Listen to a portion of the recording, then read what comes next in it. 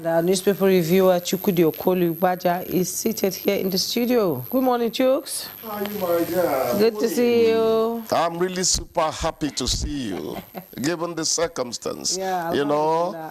Yeah, thank God that you're in one piece. Yes, I'm Yere, how are you? Chukwudi, very well. Good morning. What are you reading for further maths or be additional? You've done additional maths now.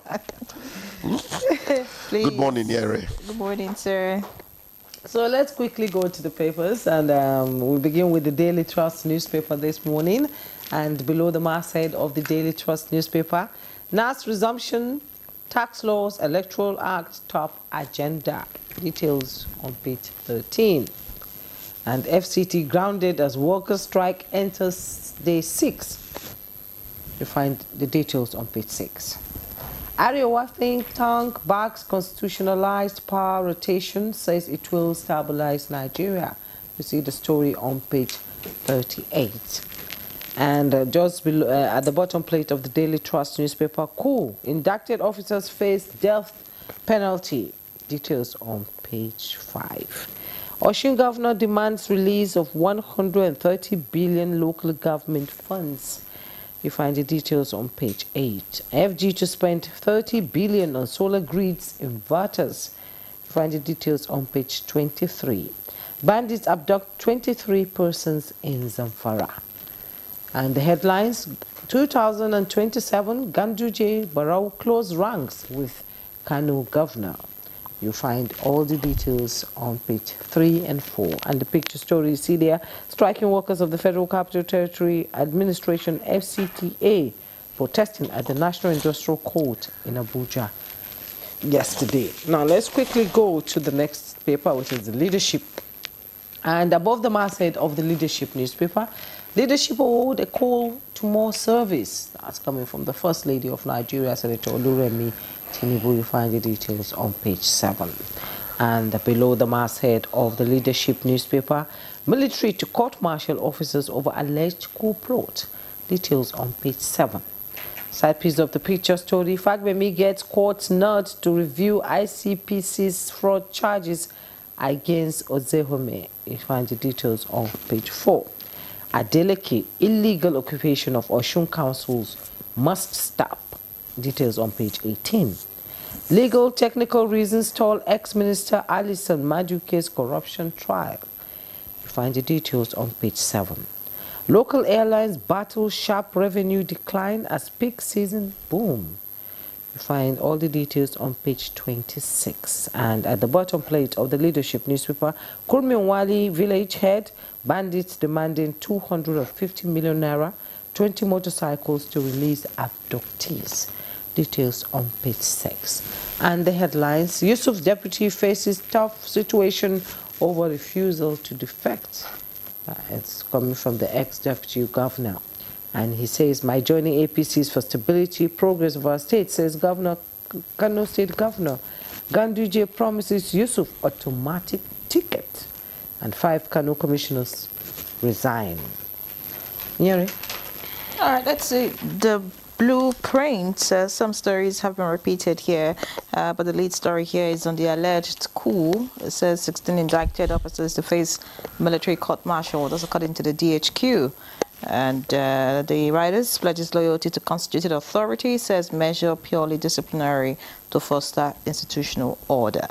All right, so that's it about the alleged coup. And away from that, Diziani Alison Madueke is in the news. And this time it says bribery trial commences in UK.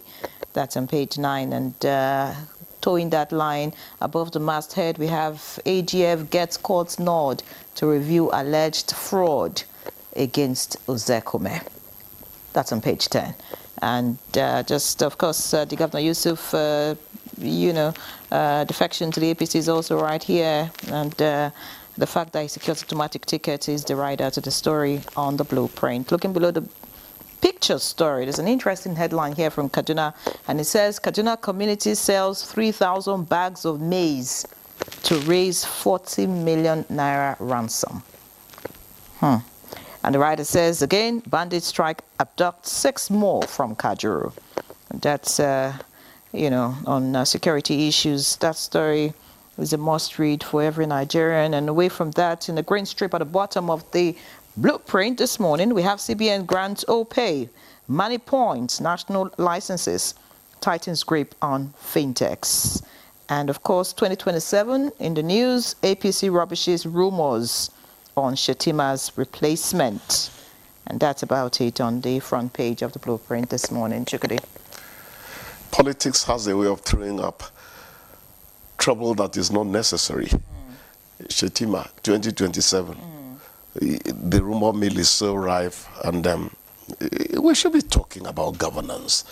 And maybe toward the end of around October, they could start disturbing us about who is going to join who in. I don't know. That's the way. Last year. Yeah, I know. It That's dates the back situation we more found than- ourselves. Yeah. Yes, even Yeah. INEC issued a warning there. It's really unfortunate that we have formed a culture of what you call a red herring across the trail. You know, something that distracts from real issues. Yeah, it's not the way it should be. It should be. But that's the way we are. That's where we are. That takes us to Kano. Ganduje is promising Yusuf automatic. Tickets. Is he the national party leader now? I thought he is no longer there. So what certainty? Clout around Yeah, him. he still has clout. Yes. I beg you, make we has clout. let the governor has a right to defect if he as he wanted to defect. I think that's been perfected now. Let's leave it there. Politicians have a way of speaking a bit out of turn. The most important thing to me is how they manage the situation in volatile Kano. Political sentiments in Kano could pick the force of a tornado. That's the way people are. You know, it's good for Jumai to assume, for Yere Chukudi to assume, oh, politicians don't affect us. Our stance is going to be our stance. But there are so many people out there that are easily affected by pronouncements from other people. Especially in a place like Kano. Yes, They you play call them the politics with gullible, heart, yes. the gullibles of society. Those are the people we need to manage how they are taking all of this. Because all of a sudden, it could become a tinderbox. But so far, I think they've conducted themselves well. Politicians, we're going to do our politics well, you know. So the question you ask is, so there was something that looked like a coup attempt, because we've been hearing nothing like that, nothing like that, nothing like that. Denied. But maybe that was the proper, you know, position to take. You do not speculate in a situation like that. Coup making is a tall order. In fact, coup making is a no-go area. So maybe they needed to be meticulous, ensure that actually certain things that suggested a coup happened before they got to this stage, before getting to this stage. Whatever happens, let them do a thorough investigation, because the penalty for coup making is quite clear, you understand? But Nigeria, at the end of the day, should be our focus. If anybody thinks about coup making in Nigeria now, I wouldn't like to. I pity them. You can't engage the coup in Nigeria now and think you'll be left alone by the rest of the world like Niger, Burkina Faso. No. This is Nigeria. The giant of Africa. This is Nigeria. If it deteriorates into a free-for-all, the world is afraid of the refugee crisis. Any crisis in Nigeria would, they can't take it. Nobody wants So anybody thinking about a coup, let them think twice. I don't give my advice, so don't change my And then the reasons why it was even thought of in the first place should also be taken into, you know, cognizance, just so that we can, you know, besides what you have said, the fact that, you know, it cannot stand in Nigeria, so that there's no attempt in the future to even think about it. Do you understand? So I think some of the issues, whatever it is, the grievances of the groups or the people involved, you know, should be looked at and possible dealt with.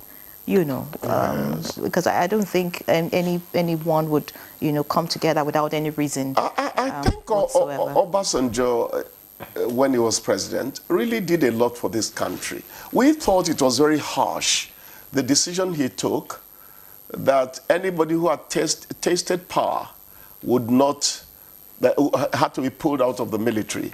It was a masterstroke. It really did a lot for us. But that is where we are today, because those that were let go were trained abroad with Nigerian money. It was a waste of money, and these were crazy guys that could stall any uprising in the military. Yes. This is where we are today. Yeah, but so far, from Yes. 1999 up until now, I'll tell you that the action he took worked. I mean, subtract. You know how many years? There is nothing you do that is going to be impeccable in terms of its impact, results-wise. Do you know how many, you know, people that were not ready took over? That is the problem. People that were not ready took over. And before we know it, Boko Haram started, banditry started, so many things started. Yes, because they were not ready to take power, and those that were there in power were swept away. Okay, so what? It was a huge number. Okay, I agree with you. It was a huge number. This is a very plausible argument. Yes. But what about if they had left them and the coup really happened? Yeah. That's the point. It would have, so you need to balance. Yes, I don't you know, think, I don't you need think to balance. it would have But please, I appreciate what you said. The fear. I feel bad when after putting so much money in the general, the turnover in Africa when these things happen is just mind-blowing. These were people who fought know? in Sierra Leone, in Liberia, in other peacekeeping. These were people that were there. You know, they had the experience. And when they left, the people who were not ready kept traveling, trying to find their feet. What we should begin to look at is how to still engage these people, even if they leave. You know, the military, just so that,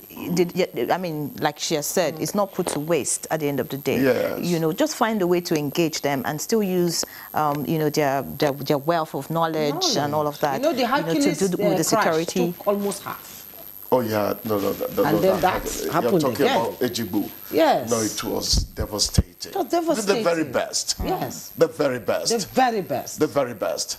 And then look at what the coups did.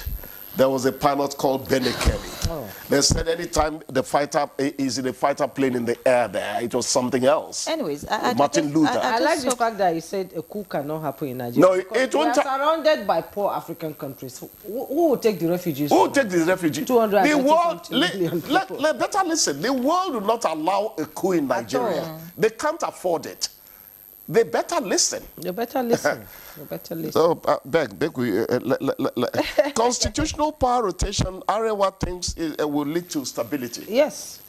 I think I like that. I like that. I like that. I am one that will tell you, if the Jumai family wants to rule Nigeria forever, let them go ahead. You know? As long as Nigeria will be better. As long as they give us good education, good water, good roads, infrastructure. Have I told you I'm on band A now in Kershi? That's a talk for another day. Americans don't care whether a family wants to die in the White House. Just give us what we need. But Africa is not like that. It matters here that it's turn by turn. That is the way we are. Yes. Don't begin to assume you've become a UK citizen or you are not. We have grounded people in all regions yes. who can do this job. So let it rotate, let it touch everybody. If that is what will work, let it work. But I'm one that supports removing a lot of power from the center. Let them just handle defense, immigration, and foreign affairs. Leave the states and the local governments to govern the people. Okay, before you go briefly, FCT is still locked up.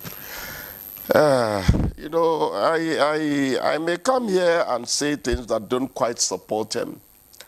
Wike's, you know, activity in politics maybe. It's not that I don't quite support it, but I'm one of those who say, I don't think he should have done this, I don't think he should have done that. But when it comes to handling matters, I don't expect FCT to go on a strike under Wike. Because Wike is pragmatic. He's somebody you would consider to be ready to do what it takes to keep the wheels rolling, turning. So I don't quite understand why this is a drawn-out issue now. Not just on that weekend. I don't think FCT should have any reason to go on strike. You know, considering FCT. I mean, what example? You get, it just doesn't sound right. I was telling somebody in a car this morning, my jalopy, you know, the timing belt went bad yesterday. So I was in a car this morning and I said, one of the things I don't expect in FCT is people driving against traffic. Imagine somebody from Australia coming into the country. He gets in the morning close to Abuja barracks and he sees us doing one way. Does it matter to those in authority? Do they think like this? See us driving one way in Abuja? You get a bill. Honestly. One heap of refuse has taken over Kashi Road now. A car can't even squeeze through it. True. It's going to block the road very soon. I'm sure by tomorrow, all there are cars will things have to you find don't an understand. alternative. About us. Thank you, Chukudi, thank you Chukudi. so much. All things being equal, Chukudi should be kicked out politely at this stage. Thank you so much, Chukudi. Chukudi, thank you so much. The Bless producer you. says it's time to go. Thank you. And we hope to see you tomorrow. Same here. All right. So we'll take a break now. When we come back, we'll get into the conversation for today. Stay with us.